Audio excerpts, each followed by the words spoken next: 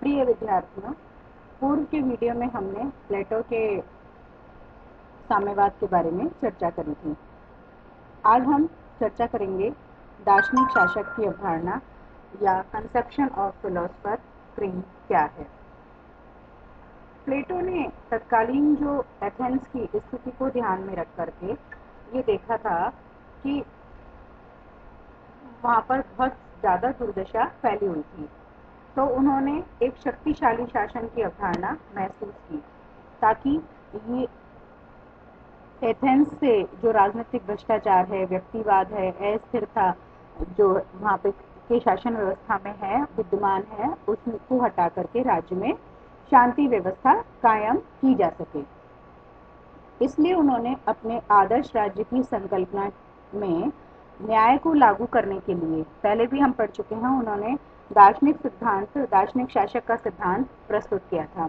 उनका मानना था कि राज्य तभी आदर्श रूप प्राप्त कर सकता है जब उसका शासन कुशल, योग्य, ज्ञानी और स्वार्थहीन व्यक्तियों के हाथों में ना हो करके हाथ में हो, मतलब स्वार्थी व्यक्तियों के हाथ में ना होकर के स्वार्थहीन व्यक्तियों के हाथ में हो।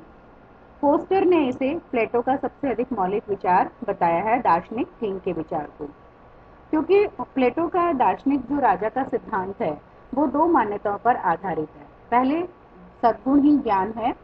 इसका अर्थ ये है कि सद्गुण वह है जो व्यक्ति और समाज के लिए सत्यम, शिवम, सुंदरम जैसे मूल्यों की स्थापना करता है, और ऐसे सद्गुणी दृष्टि केवल दर्शन से ही प्राप्त हो सकती है, और इस दर्शन का जो लाभ है वो शिक्षा के द्वारा ही दार्शनिक राजा को मिल सकता है।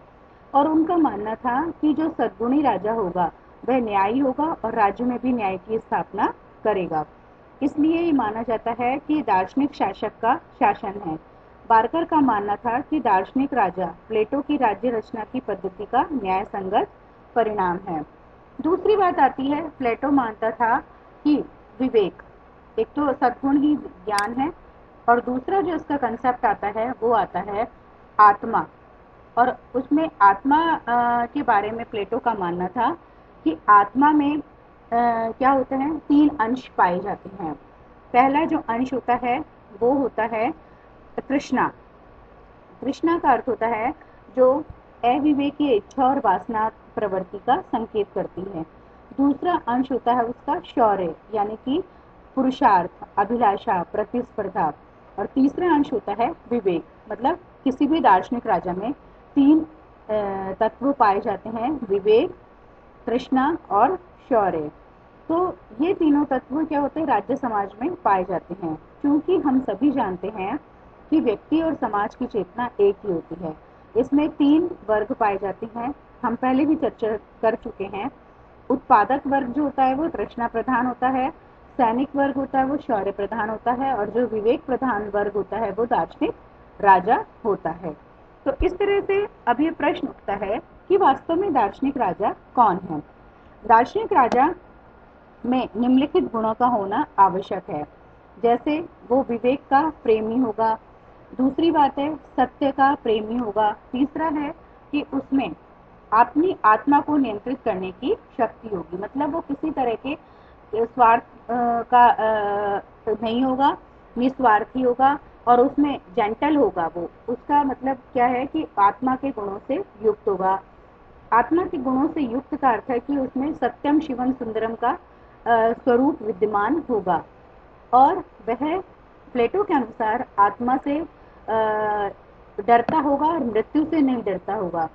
किसी भी तरह के असत्य का वो प्रलाप नहीं करेगा। प्लेटो के अनुसार दार्शनिक शासक का जो स्वभाव है वो शांत होना चाहिए, और वह जो राजा होगा वो न्याय का प्रेमी होगा। तो इस तरह से जो प्लेटो ने दार्शनिक राजा के बारे में अपने विचार बताए थे कि किस तरह से वो दार्शनिक राजा की बारे में विचार रखता है। दार्शनिक शासक की जो शिक्षा के बारे में है उसने बताया था प्लेटो ने कि 20 वर्ष तक की प्रारंभिक शिक्षा की अवधि में जो है वो व्यायाम और संगीत के द्वारा उसके शरीर और मन का विकास किया जाएगा।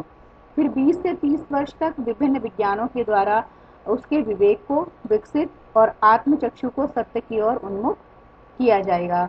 फिर 30 से 35 वर्ष की अवस्था के बीच द्वंदात्मक शिक्षा पद्धति के द्वारा उसे सर्वोच्च सत्य का ज्ञान प्राप्त होगा।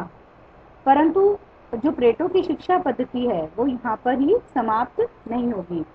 उसके आगे उन्होंने अगले 15 वर्षों तक अपने सैद्धांतिक ज्ञान को व्यावहारिक रूप देने के लिए संसार की पाठशाला में विचरण करना बताया है। और प्लेटो का मानना था कि इस अवधि में 35 से 50 की अवधि में जो है वो राजा को सोने की अग्नि में तप करके सोना बनना होगा, अग्नि में जल करके, ताकि वो भविष्य में शासक बनने पर भ्रष्ट और पद से विचलित नहीं हो। और इस प्रकार की जो वो स्वार्थी नहीं हो, धन लोलुप नहीं हो, आसक्त बनने से रोकने के लिए उसने फिर साम्यवादी व्यवस्था की विवेचना की है। दार्शनिक शासक के कर्तव्यों के बारे में राजा का मानना था कि राज्य में राजा का ये उत्तरदायित्व है कि बहुत अधिक धन और बहुत अधिक गरीबी दोनों ही विपत्तियां जो होती हैं वो राज्य के लिए हानिकारक होती हैं। इसलिए उसने ये माना कि ये सब जो अत्यधिक धन है या अत्यधिक गरीबी राज्य में बहुत अधिक विलासिता, आलस्य और गुटबंदी को जन्म देती है। दूसरी बात आती है कि राज्य का अत्यधिक विस्तार ना हो, अर्थात एकता और आत्मनिर्भरता के अनुकूल राज्य का क्षेत्रफल हो। तीसरी बात आती है कि न्याय सिद्धांत का राज्य द्वारा पालन हो, ताकि प्रत्येक व्यक्ति अपने स्थान के कार्य करे और दूसरों के कार्यों में हस्तक्षेप ना करे। फिर है प्लेटो मानता था कि सभी बुराइयों की जड़ त्रुटिपूर्ण शिक्षा है, इसलिए उसका उपचार भी शिक्षा है। और प्लेटो का मानना था कि उचित शिक्षा की व्यवस्था राज्य द्वारा होनी चाहिए, जिससे कि मनुष्य की आत्माओं का पोषण हो सके और उन्हें सकारात्मक स्वरूप प्रदान हो। तो प्लेटो जो है वो दार्शनिक शासक की शिक्षा का बहुत अधिक समर्थक था। प्लेटो के दार्शनिक राजा के ऊपर कुछ सीमाएं थी, जैसे कि जो राजा था वो सर्वशक्तिमान होते हुए भी बहुत सारे प्रतिबंधों से युक्त था। ना तो वह जनता के द्वारा चुना जाता था और न ही जनता के प्रति उत्तरदायी होता था। ये क्या होता था कि ये पूरी तरह से रीति रिवाज कानून के बंधन से पूर्णतः मुक्त होता था। प्लेटो ने अपने आदर्श राज्य में लोकमत और कानून के महत्व को बिल्कुल अस्वीकार कर दिया था। उनका मानना था कि यदि दार्शनिक अपने ज्ञान के कारण शासक बनता है तो उसे लोकमत के प्रति उत्तरदायी बनाना पूर्णतः अप्रासंगिक है। इसलिए दार्शनिक शासक को कानून की जंजीरों में बांधना, कानून के नियमों से बांधना, उसी प्रकार प्लेटो का मानना है मूर्खतापूर्ण है जिस प्रकार किसी योग्य चिकित्सक को इस बात के लिए विवश करना कि वह चिकित्सा के ग्रंथ देखकर ही दवा लिखे।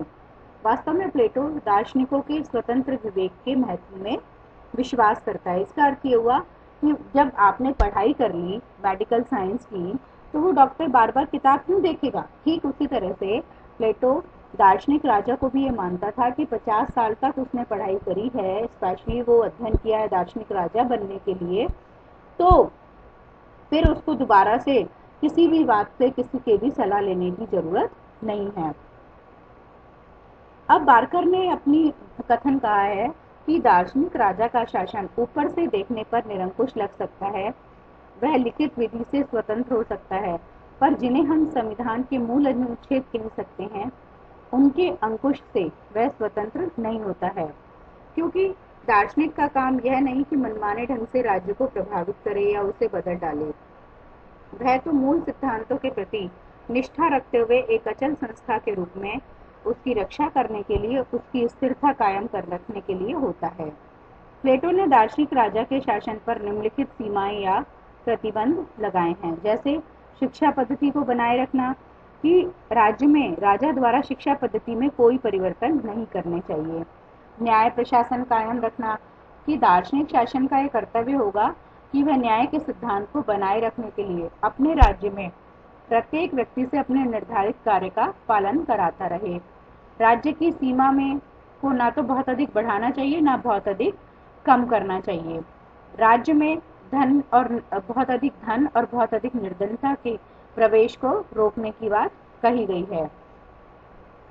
प्लेटो के अनुसार दर्शन के शासन की जो विशेषताएं हैं वो ये हैं कि हालांकि प्लेटो प्रजातंत्र का विरोधी है, क्योंकि उसने प्रजातंत्र के शासन को मूर्खों का शासन कहकर आलोचना की है। लेकिन प्लेटो फिर भी एक शासन का प्रतीक है। दूसरी बात है, प्लेटो का मानना है कि दार्शनिक शासन को शासक इस तरह से प्रशिक्षित किया जाता है जिससे कि वह योग्य होता है हर क्षेत्र में। दार्शनिक राजा सद्गुणों पर आधारित होता है, तीव्र बुद्धि वाला होता है और निस्वार्थ भावना पर आधारित होता है। किसी तरह के स्वार्थ में उसकी आस्था नहीं होती है और यह अभिजन वर्ग का शासन होता है। दार्शनिक शासन की शक्ति पूर्णतः अमर्यादित होती है क्योंकि ना तो वह जनता के द्वारा चुना जाता है और ना जनता के प्रति उत्तरदायी होता है। आलोचना में हम ये कह सकते हैं कि ये निरंकुश शासकों को जन्म देता है जो आधुनिक युग में घृणा का पात्र है। आधुनिक शासन प्रणालियों में कर्तव्यों के साथ साथ अधिकारों पर भी बल दिया जाता है, लेकिन प्लेटो का जो दर्शन का शासन है वो कर्तव्यों तक ही सीमित हो गया है।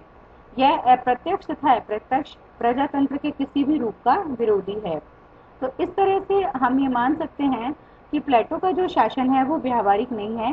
सैद्धांतिक रूप से इसमें बहुत सारी आलोचनाएं हैं, लेकिन फिर भी ये मानना पड़ेगा कि प्लेटो ने शासकों के लिए जिस तरह के उसकी आवश्यकता अनुभव की, जिस तरह से प्रशिक्षण की, वो आज भी हमारी आधुनिक शासन व्यवस्था में उनके प्रशिक्षण का लाभ उठाकर राज्य के हितों को साधक बनाया जा सकता है और सामाजिक न्याय की स्थापना के लिए शासक वर्ग का सद्गुणी होना बहुत आवश्यक है। इसलिए ऐसा माना जाता है कि यथा राजा प्रथा यथा प्रजा, अर्थात जैसा राजा होगा वैसी ही प्रजा होगी। तो हम ये मान सकते हैं कि दर्शन का जो शासन है वो प्लेटो की बहुत महत्वपूर्ण देन है। इसीलिए इस दर्शन की आज भी इतिहास में बहुत अधिक महत्व है। Thank you.